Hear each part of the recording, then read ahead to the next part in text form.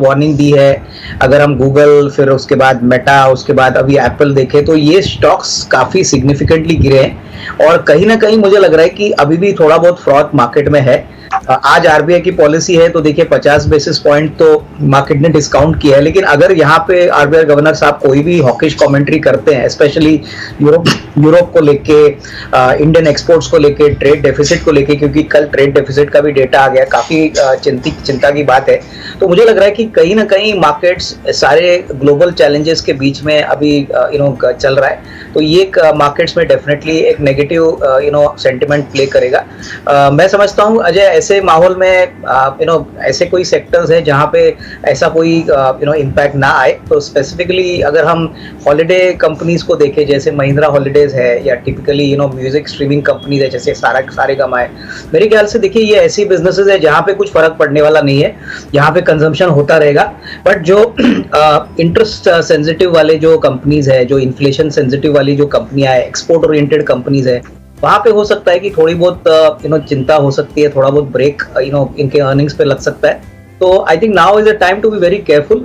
मैं समझता हूँ कि आज अगर ऑब्वियसली अगर 16,500 मार्केट होल्ड करता है तो अच्छी बात है, लेकिन अगर 16,500 भी होल्ड नहीं करता तो डेफिनेटली फिर मेरे ख्याल से लिक्विडेशन और सेल ऑफ काफी सिग्निफिकेंटली आएगा। इनफैक्ट कहीं ना कहीं मार्केट ये देख रहा है कि यूएस का जो रिसेशन है वो नंबर काफी खराब है। कल अनएम्प्लॉयमेंट का भी डेटा जो आया, जॉबलेस क्लेम्स का, वो बहुत खराब आ गया है। तो ये सारी बातें अजय इस बात को दिखलाती है कि we are in a midst of a very challenging kind of macro situation, और ये अभी इतने आसानी से निकलने वाला नहीं है। और जो रिजल्ट सीजन आने वाला है, आई मीन यूएस मार्केट्स में अनुमान है कि वो भी काफी खराब आएगा, तो उसका भी इम्पैक्ट इंडियन मार्केट्स को झेलना पड़ेगा। तो I think it is going to be clearly stock specific and I think one has to be careful. यहाँ पे मैं यही कहूंगा मेरे तजुर्बे से कि खराब बाजार में ही आपको बहुत अच्छे मौके मिलते हैं वेल्थ क्रिएशन के लिए। तो keep your stock list ready और मेरे ख्याल से लंबी अवधि के लिए सोचिए, क्योंकि इस बाजार में ट्रेडिंग करना बहुत ही मुश्किल होता है और मुझे लग रहा है कि जो ट्रेडर्स इस बाजार में काम करते हैं उनको वोलेटिलिटी का सामना बहुत significantly. Good morning Mansi. I think auto space में ट्रैक्शन कंटिन्यूसली अपवर्ड रहने की अपेक्षा रहेगी। मुझे लग रहा है कि देखिए कमर्शियल व्हीकल्स और जो यूटिलिटी व्हीकल का जो स्पेस है वहां पे सबसे मैक्सिमम ग्रोथ आपको देखने को मिलेगा। और यहाँ पे हमको लग रहा है कि अगर हम टाटा मोटर्स के नंबर देखें, अशोक लेलैंड के देखें, महिंद्रा के देखें, तो मुझे लग रहा है कि ये ग्रोथ मोमेंटम जारी रहेगा। अभी मोरलेस इंडस्ट्री में सारे प्लेयर्स एक्सपेक्ट कर रहे हैं कि जो सेमीकंडक्टर चिप्स का जो प्रॉब्लम था वो अभी थोड़ा सा कम हो गया है। हालांकि अभी भी डिलीवरीज का जो लाइनअप है वो काफी एग्रेसिव है। इनफैक्ट आपकी कंपनियां कह रही है कि डिमांड तो बढ़ रहा है, लेकिन जो डिलीवरीज होगी कस्टमर को उसमें काफी दिक्कतें हो सकती है। बट ओवरऑल जो ग्राउंड लेवल पे रिपोर्ट्स है उसमें यही है कि दोनों सेगमेंट्स कमर्शियल व्हीकल और यूटिलिटीज अच्छे करेंगे। अभी भी मुझे लग रहा है कि टू व्हीलर्स में फेस्टिव डिमांड का इफेक्ट आना बाकी है।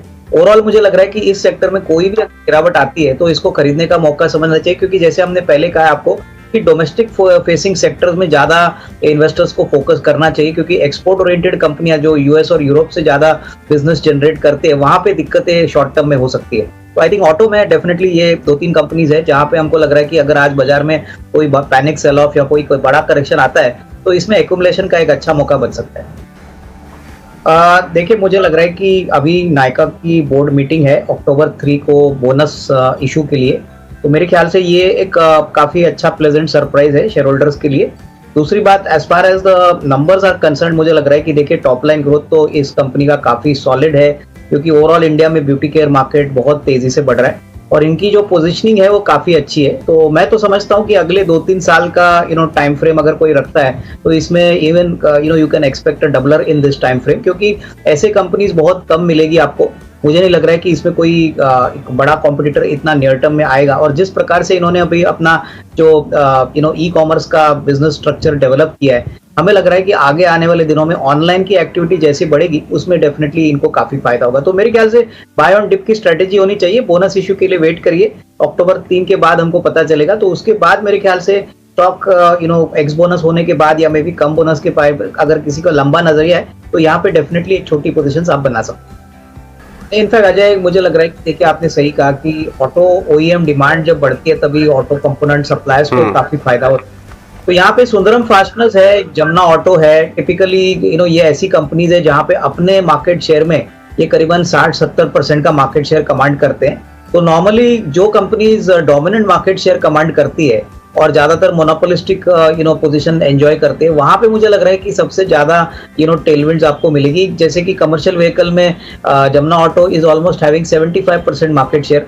ये बेसिकली चैसी कंपोनेंट्स बनाते हैं। सुंदरम फास्टनर्स की बात करें तो इंजन कंपोनेंट्स बनाते हैं। तो मेरे ख्याल से ये दो कंपनीज में हमको लग रहा है कि ये दोनों क्वालिटी स्टॉक्स है और इनके जो एंड कस्टमर्स है, जैसे कि जमुना ऑटो के तो सारे कमर्शियल व्हीकल और यूटिलिटी व्हीकल कंपनीज कस्टमर्स है, और सुंदरम फास्टनर्स तो across the board passenger cars और टू व्हीलर्स और सॉरी ट्रैक्टर्स के लिए ये अपने कंपोनेंट सप्लाई करते हैं। तो कहीं ना कहीं बाजार की गिरावट में ऐसी कंपनीज पे आपको रडार पे रखना है, अपने स्टॉक लिस्ट में इंक्लूड करना है। तो ये मौके डेफिनेटली आपको अच्छे रिस्क रिवॉर्ड से आने वाले साल 1.5 साल में जरूर देंगे, क्योंकि लग तो रहा है कि FY23 एंड 24 ऑटो सेक्टर के लिए काफी मजबूत आएगा।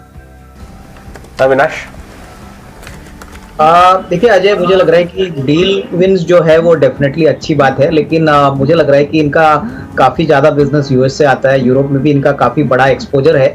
तो मेरे ख्याल से आई थिंक डेफिनेटली इस डील के पॉइंट ऑफ व्यू से थोड़ा सा अपटिक आपको स्टॉक में जरूर देखने को मिलेगा, लेकिन जो मैनेजमेंट की कमेंट्री है प्लस जो मार्जिन का पिक्चर है, डिमांड आउटलुक है, ये मेरे ख्याल से 10 तारीख की बोर्ड मीटिंग के बाद पता चलेगा।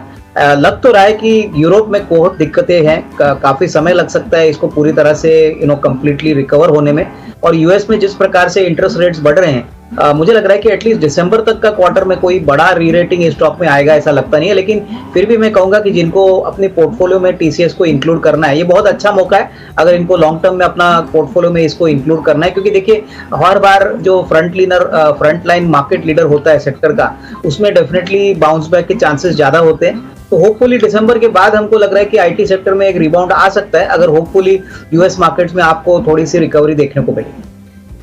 नहीं, बिल्कुल डिम्पी, मुझे लग रहा है कि देखिए टेक्सटाइल कंपनीज में डेफिनेटली हम एक बात अच्छी तरह से देख रहे हैं कि कॉटन के कीमतें में थोड़ी बहुत सॉफ्टनेस देखने को मिली है, प्लस ओवरऑल इनका जो एक्सपोर्ट मार्केट है वो बहुत अच्छी तरह से बढ़ा है। इनफैक्ट पिछले क्वार्टर में मैनेजमेंट की कमेंट्री भी काफी स्ट्रांग थी।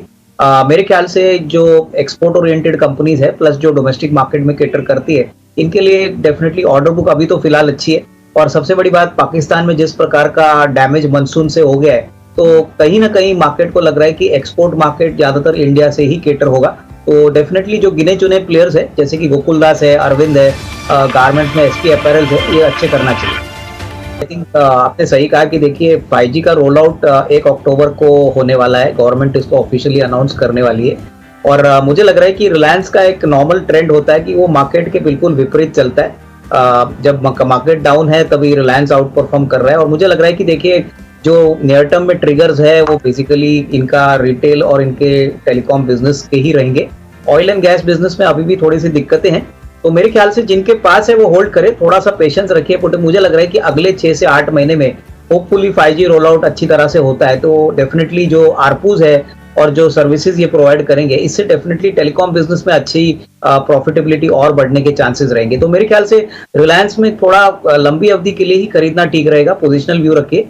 शॉर्ट टर्म में हो सकता है कि स्टॉक में कोई बड़ी अपसाइड आपको देखने को ना मिले, क्योंकि इस कंपनी का कोई इम्पैक्ट आरबीआई की पॉलिसी हो या कोई डोमेस्टिक या इंटरनेशनल प्रॉब्लम हो, तो ऐसा कोई बड़ा नेगेटिव सरप्राइज रिलायंस के लिए आएगा ऐसा लग नहीं रहा है। तो बाय ऑन डिप्स का ये स्टॉक है, तो इसमें मीडियम टू लॉन्ग टर्म में ही पैसा बनेगा। शॉर्ट टर्म में मुझे लग रहा है, जैसे आपने कहा डिम्पी, की आज बिल्कुल ही इसमें डिसइंटरेस्ट है, और डेफिनेटली स्टॉक उसके लिए शायद इतनी बड़ी मूव